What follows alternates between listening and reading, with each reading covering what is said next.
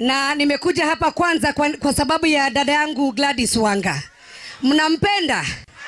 Mama amefanya kazi poa. Baba anaaminia wamama. Sisi wamama tumesema ya kwamba tutamshikilia. Nilimpeleka kule Mount Kenya, tukampatia viatu. Baba amejua shortcut ya mlima. Na sisi ndio tumeingia pamoja katika azimio la umoja. Kwa sababu sisi tunataka amani. Kuna wengine wamepayuka wanataka, they want us to answer them.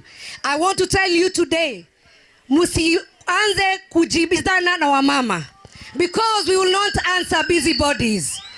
Our young people, there is hope in Baba. Our young people, there is hope in trusting Wanga will take over the leadership of this Homa Bay.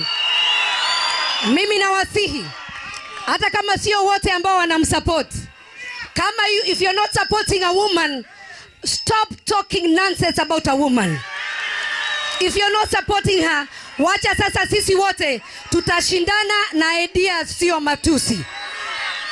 And I know, Homa Bay people, once you trust Mama Gladys Wanga, Homa Bay will never be the same again. The life of our women will not be the same again. The life of our young children will not be the same again. The life of our elderly persons will not be the same again. Wangapi wata support Gladys Wanga? Baba mnasema the fifth. Baba. Sasa kama mmechukua kura zenyu, mimi nataka kuambia wale ambao wanatoa porojo, we are not interested in rigging, because Baba is people's project and he is going to be the people's president. Wagoje tu tarehe 9 mwezi wa 8, Baba will be there 5th, sindio?